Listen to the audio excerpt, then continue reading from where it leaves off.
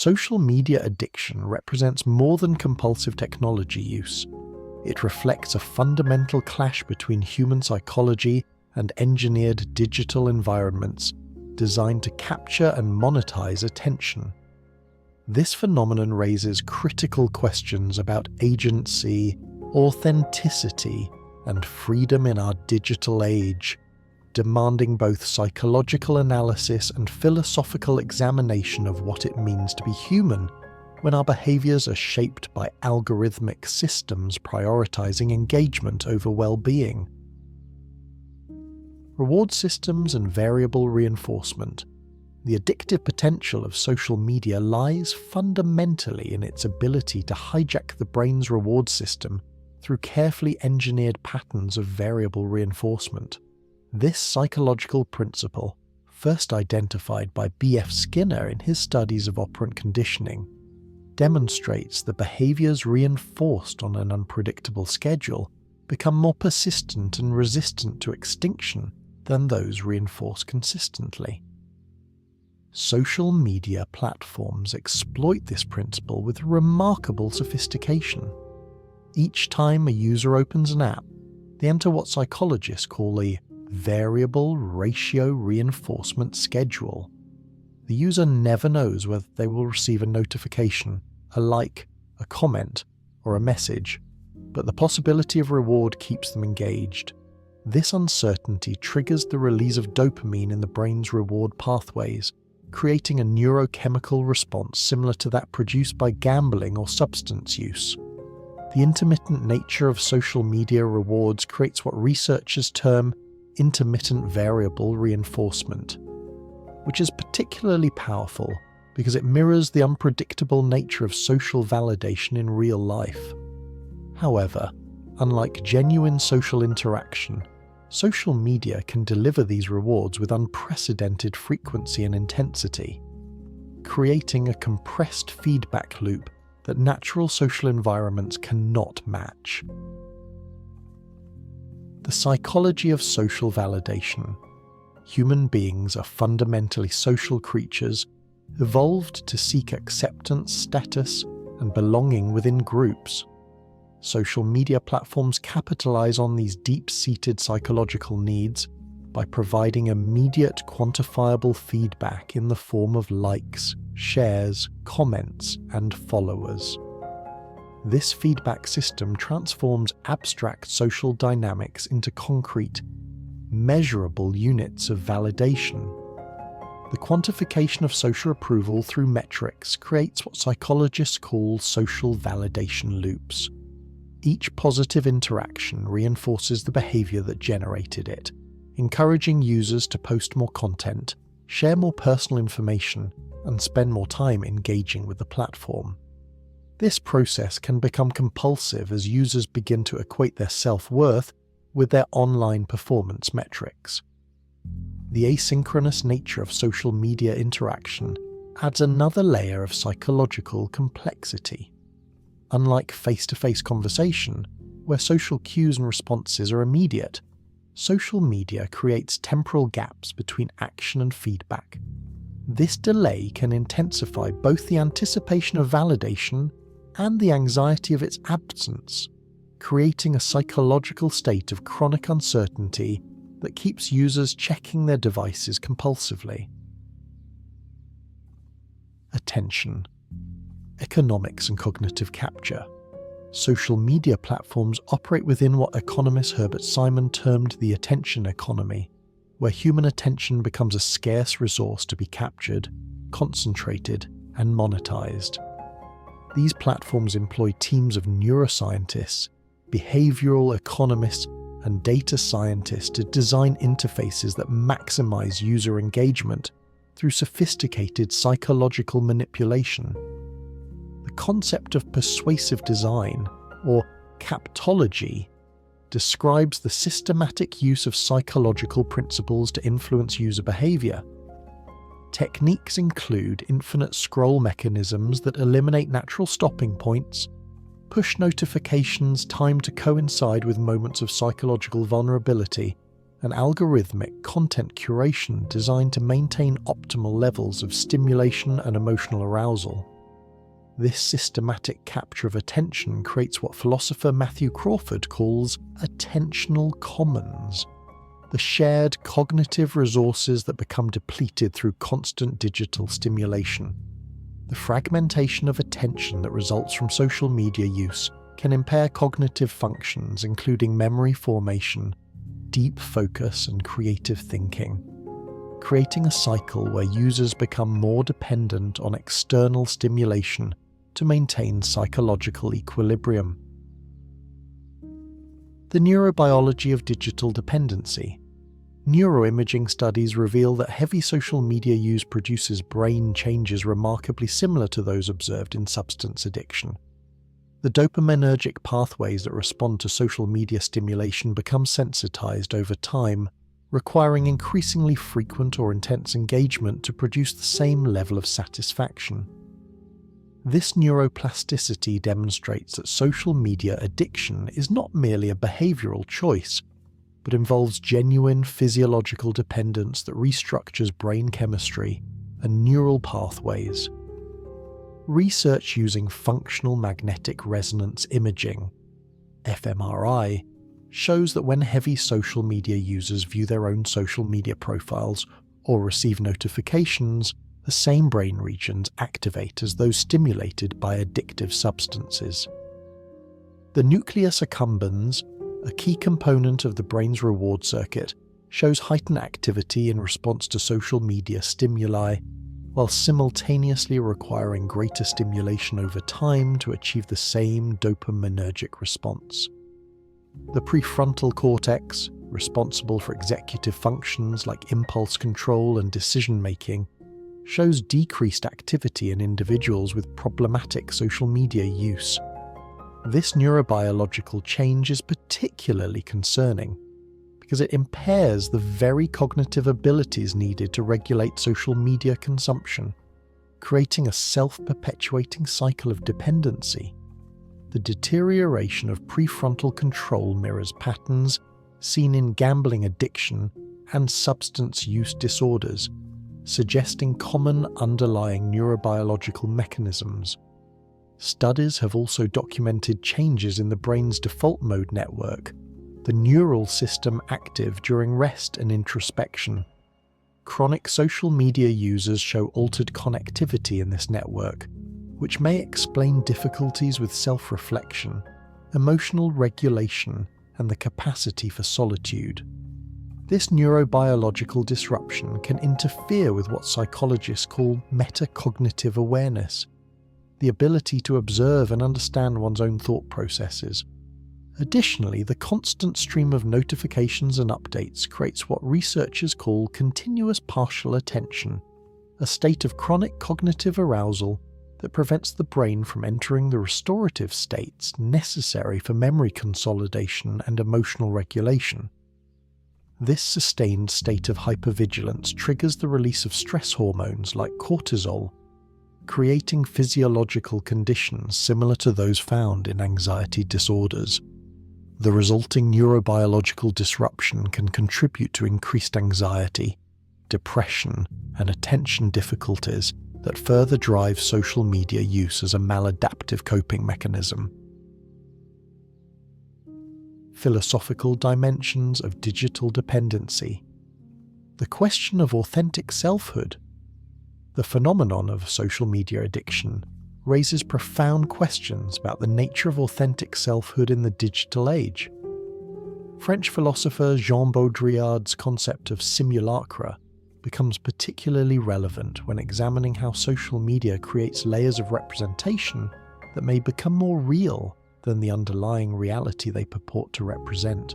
On social media platforms, individuals construct curated versions of themselves through carefully selected photos, crafted posts, and strategic self-presentation.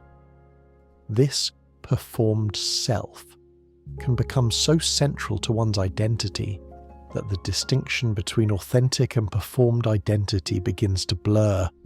Users may find themselves living for the documentation and sharing of experiences rather than for the experiences themselves, creating what might be called an ontological inversion, where representation precedes and shapes reality. This transformation of selfhood through digital mediation connects to Martin Heidegger's analysis of authentic existence versus conformity to social norms. Heidegger argued that authentic existence requires individuals to take ownership of their choices and resist the tendency to lose themselves in what he called the they, das Man, the anonymous social pressures that shape behaviour. Social media addiction can be understood as an extreme form of this inauthentic existence, where individuals become so focused on external validation that they lose touch with their own values, desires, and authentic self-expression. Freedom, determinism, and technological agency.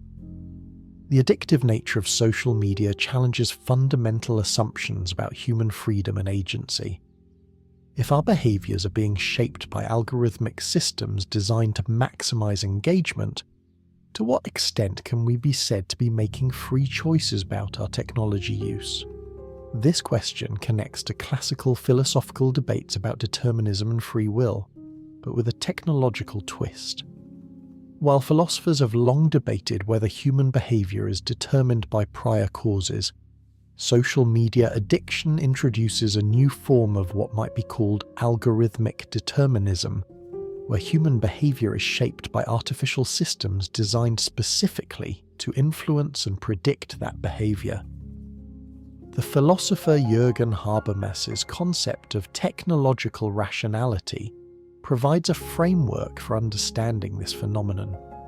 Habermas argued that technological systems can colonize human consciousness, reducing complex human needs and desires to technical problems with technical solutions.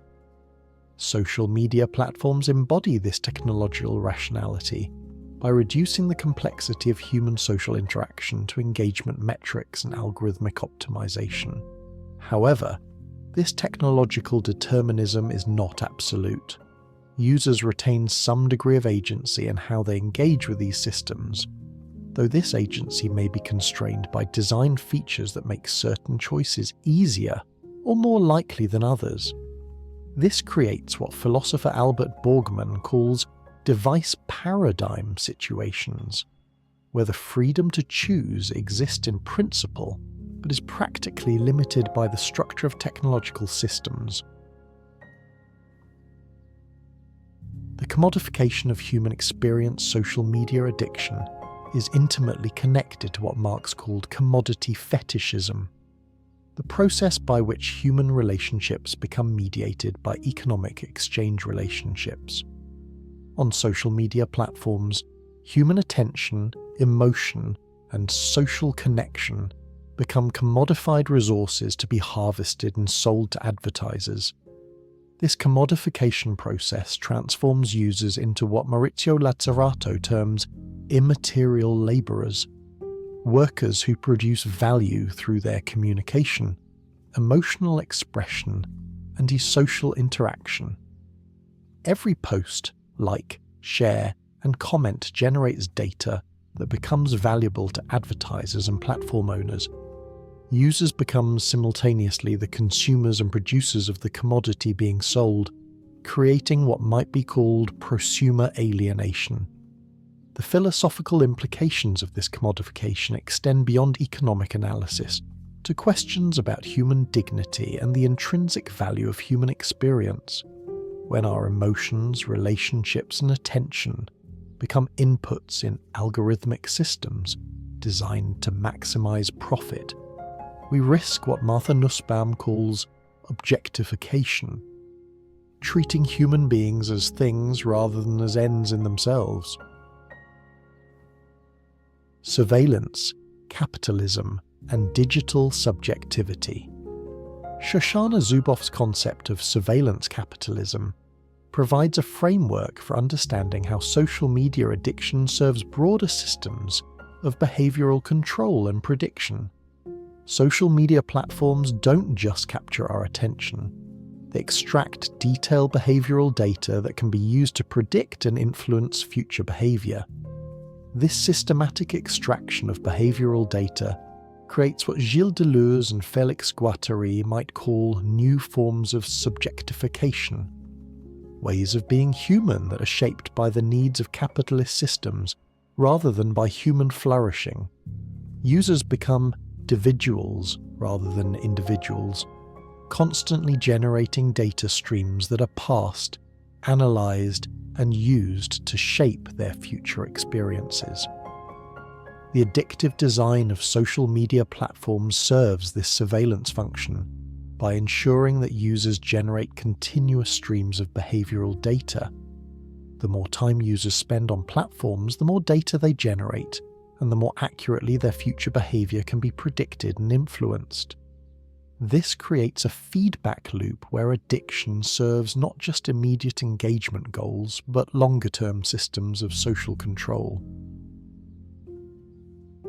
The social construction of digital reality echo chambers and epistemic isolation. Social media addiction is closely linked to the phenomenon of echo chambers, algorithmic systems that show users content similar to what they've previously engaged with, creating informational bubbles that reinforce existing beliefs and preferences. This algorithmic curation can lead to what philosophers call epistemic isolation, where individuals become cut off from diverse perspectives and information sources. The addictive design of social media platforms exacerbates this isolation by rewarding engagement of accuracy or diversity. Content that provokes strong emotional responses, whether positive or negative, receives more engagement and is therefore promoted by algorithmic systems. This creates incentives for increasingly polarized and sensationalistic content, contributing to what some scholars call epistemic chaos in public discourse.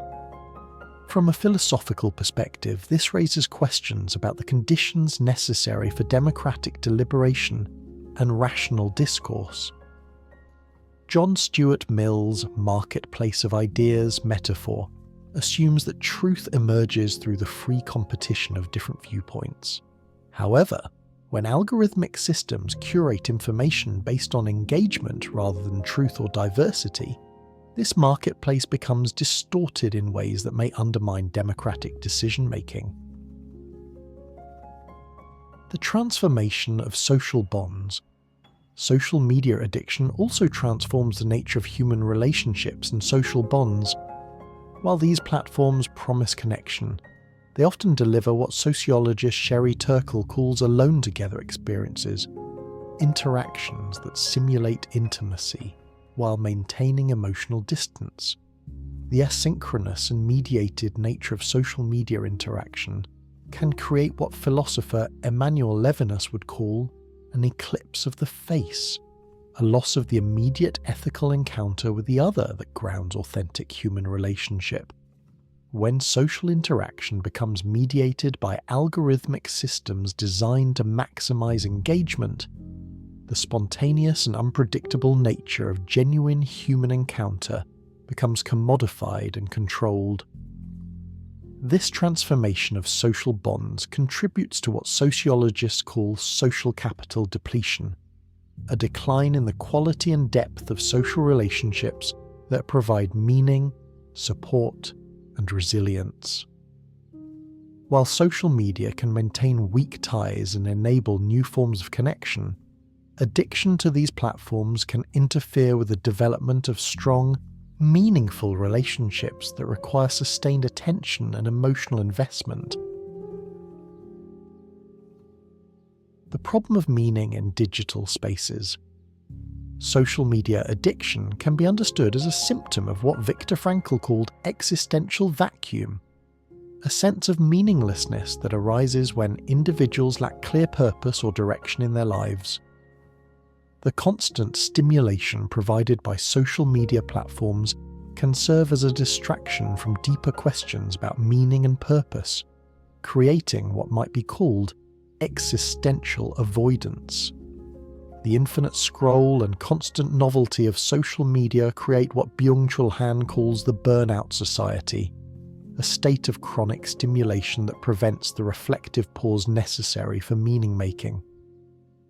Users become trapped in what Heidegger called thrownness, Geworfenheit, caught up in the immediate demands of digital engagement without the space to reflect on their deeper values and purposes. This existential dimension of social media addiction suggests that addressing the problem requires more than individual behavioral change or technological regulation. It requires cultivating what Frankl called self-transcendence, the ability to find meaning through connection to values and purposes larger than immediate gratification or social validation. Temporal fragmentation and the loss of narrative identity. Social media addiction contributes to what Paul Virilio calls dramology, the acceleration of social life to the point where human experience becomes fragmented and discontinuous. The constant stream of updates, notifications, and stimulation creates what might be called temporal fragmentation, where experience becomes broken into discrete moments without coherent narrative structure.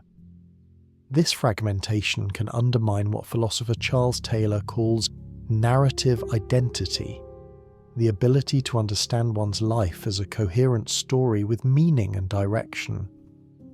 When attention becomes constantly fragmented across multiple digital streams, individuals may lose the capacity for what Taylor calls strong evaluation, the ability to make judgments about what is truly valuable and important in life.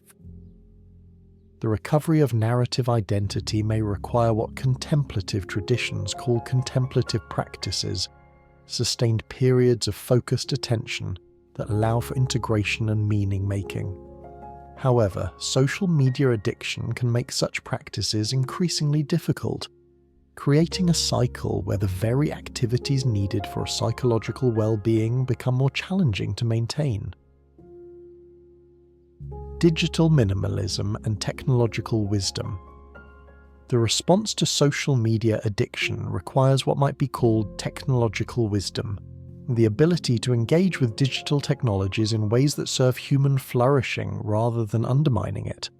This wisdom involves both individual practices and collective responses to the structural features of digital capitalism that prioritize engagement over well-being.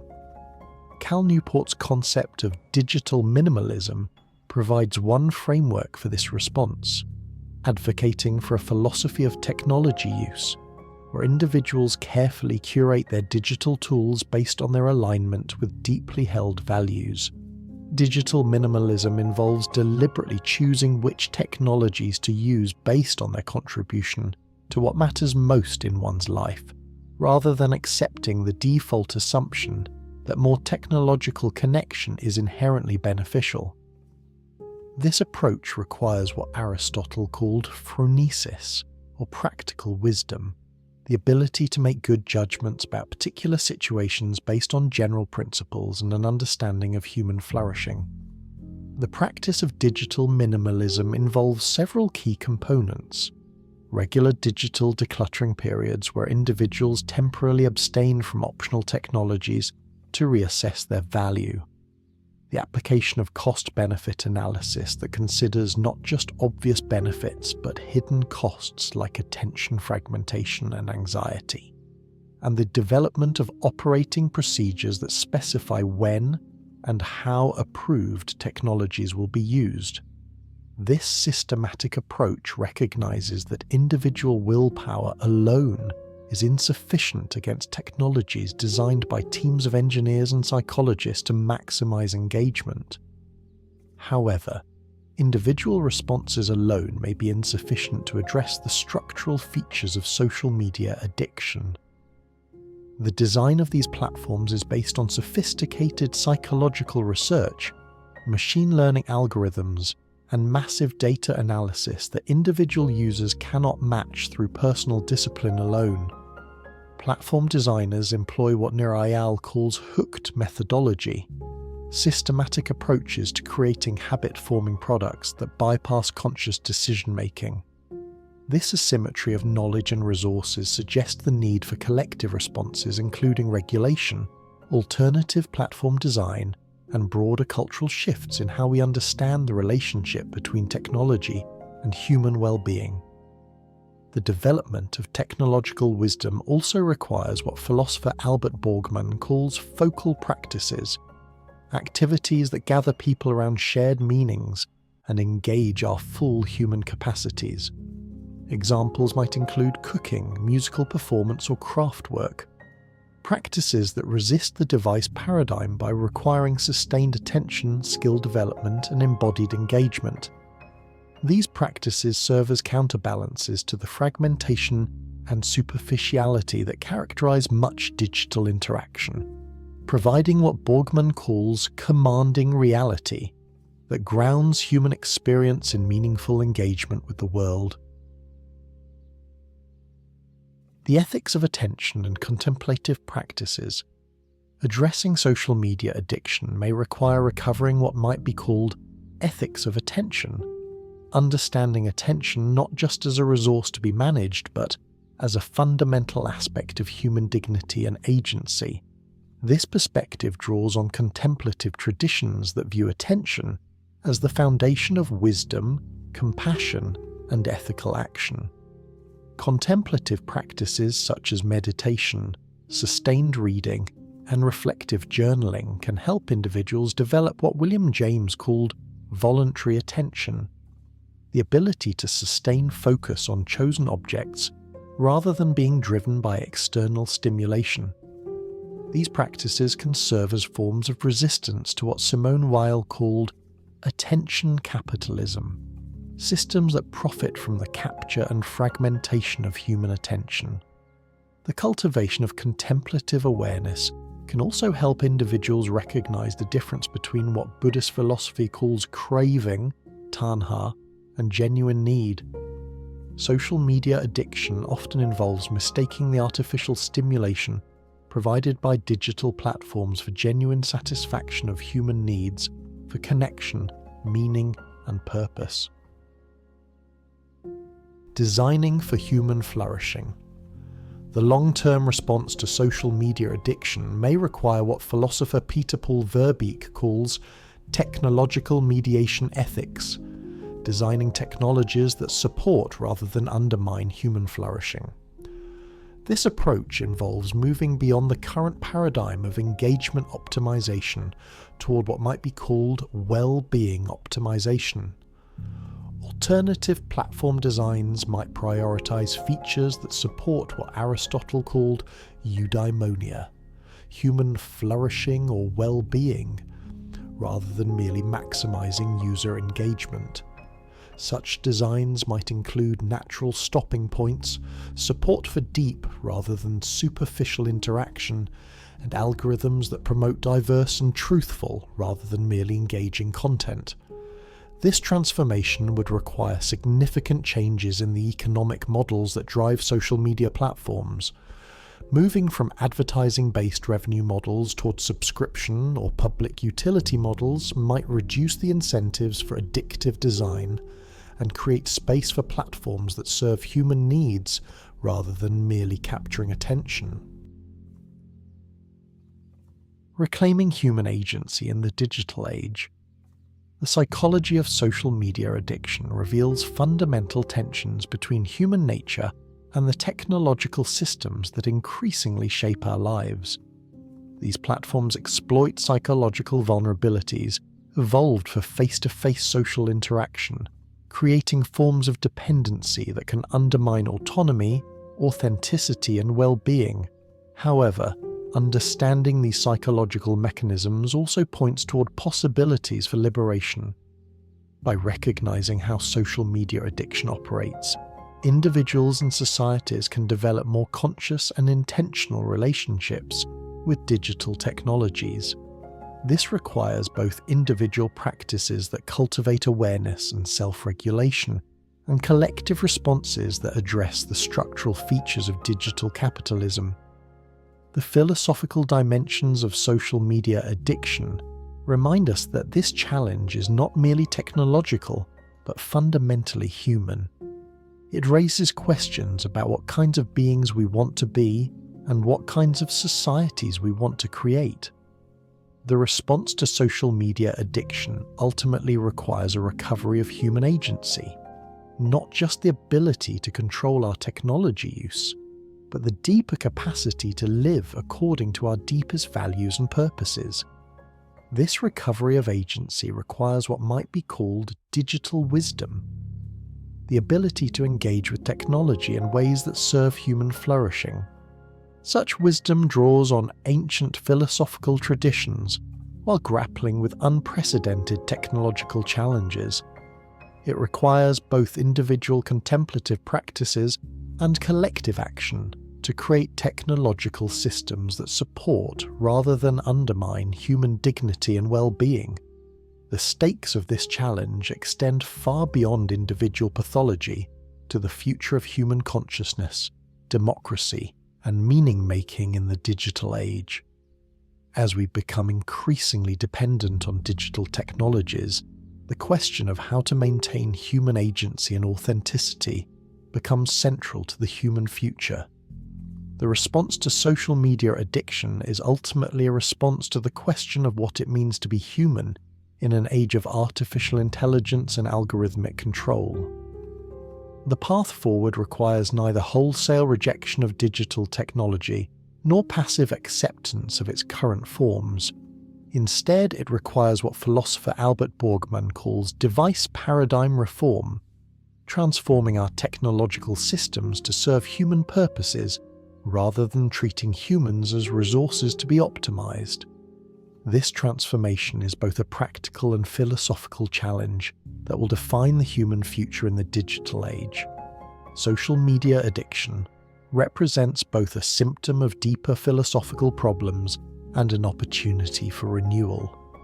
By understanding the psychological mechanisms that drive digital dependency and the philosophical questions it raises, we can begin to reclaim human agency and create technological systems that serve human flourishing.